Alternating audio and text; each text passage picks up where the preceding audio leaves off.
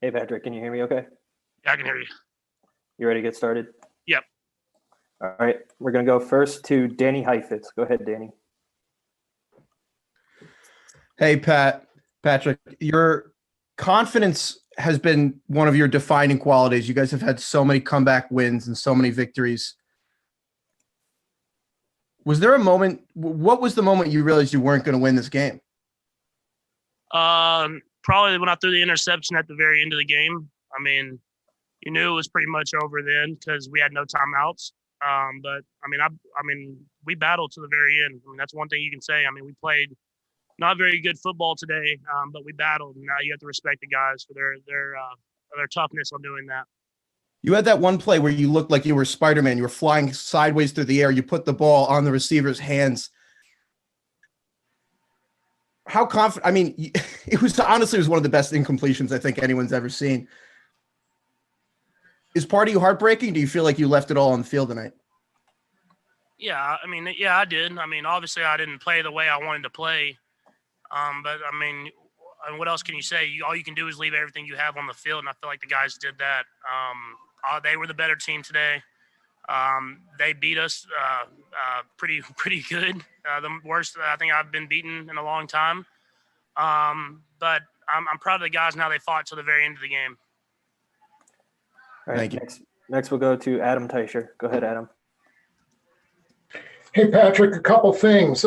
First of all, how similar was what Tampa did tonight to what they did, say, in the second half after that big first quarter in the first time around? You see any similarities in their coverage from that game, from the second quarter on to tonight? And I'll have one quick follow-up.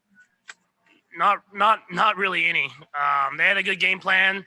They kind of took away our deep stuff. They took away the sidelines, and they did a good job of rallying to the football and making tackles. We weren't executing early. I had a few miscues. We weren't on the same page. But I mean, credit to them, man. They played a heck of a game defensively and offensively and beat us. Okay, and was the toe a problem for you tonight? And are you going to be having surgery anytime soon on that? Yeah, I mean, I can't say the toe was a problem when I played last week or 2 weeks ago, and I played well on it. I mean, it's something you battle through. You're playing football, you have to battle through injuries. And so we'll look at it tomorrow, and we'll make a final decision on if we're going to have surgery on it or not. All right, next we'll go to Vahe Gregorian. Go ahead, Vahe. Hey, Patrick. As close as you are to Andy, I just wonder how cognizant of all the other things going on the last couple of days you were, and what feelings you might have had about that. Yeah, I mean, it was a tragic situation all around. I mean, you're praying for everyone that was involved, but we went into the game, and I felt like he was still Coach Reed, still the same guy, but obviously we wanted to win the game, but we didn't.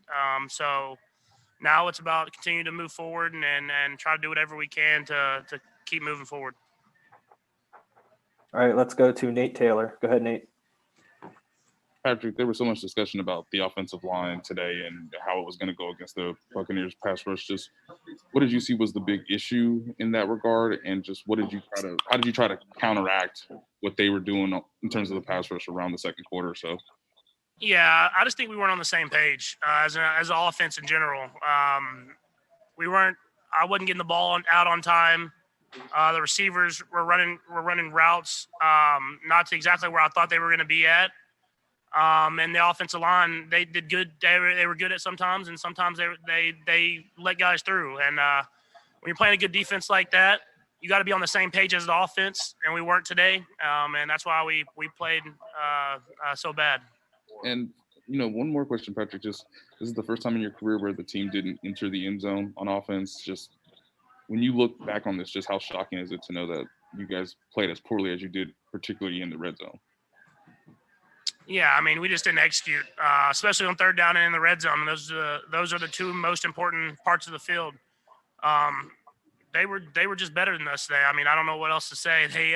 They executed at a higher level defensively. They had a good game plan, and we weren't able to make adjustments and find ways to get in the end zone. All right, let's go next to Diana Rossini. Go ahead, Diana. Patrick, I know you addressed it already, but just the awful situation that happened, just from your perspective of the team, how much of the situation that happened involving the young child in the car accident affect the team in terms of you guys heading into the weekend? Did it take the air out of it or change the vibe? I mean, I mean, it's hard. It's hard to kind of put it into words. I mean, it didn't take the air out of it. I mean, guys were still ready to go, but I mean, it's still a very tragic situation, and you wanna keep that in the back of your mind, and you give prayers to the families that were involved, and especially the child that was involved. So I mean, I don't want to say it affected us on the field. I mean, they beat us. There's no excuses on that. But you're praying for those families. All right, let's go to Therese Paler. Go ahead, Therese. Hey, Patrick, the common theme throughout your life has been, your dad, your godfather, the lessons they've taught you, right? Including how to deal with rough losses. I'm wondering, like, what they've shared with you in the past about how to proceed forward after a disappointment like this. And what is the primary lesson you take from tonight moving forward? Yeah, I mean, my dad lost in the World Series in his career, and he continued to battle and continued to be who he was. And obviously, it hurts right now. I mean, it hurts a lot, but we're going to continue to get better. We have a young group of guys that have learned had a lot of success and learned from that. But we've had a few failures, and we have to learn from that. And we can't let this define us. We have to continue to get better. Going into next year, being even better and preparing ourselves to hopefully be in this game again. All right, we have time for a couple more. Let's go to Herbie Teope. Go ahead, Herbie. Hey, Patrick, the amount of penalties in this game, how much did that affect what you guys wanted to do from a rhythm point of view? And are you surprised at how many times the Chiefs were penalized this game? I mean, it definitely affects it. When you have penalties in football games, especially when you're struggling and you're playing a really good defense, it's hard to continue to get drives going and get in the end zone.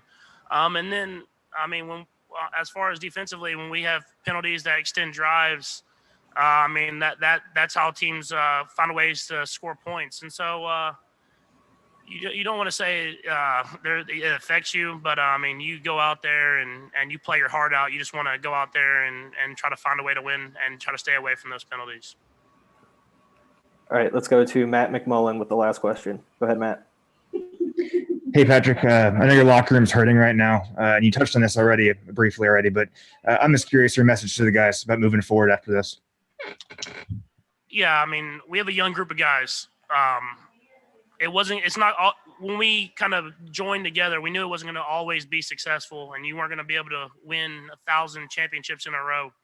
We knew we were going to go through times like this and adversity, and I think the best thing about it is the guys that we have the leadership ability to be even better next year. And so, obviously, we didn't end the season the way we wanted to. We can learn from that. We can learn from the successes that we had during the season.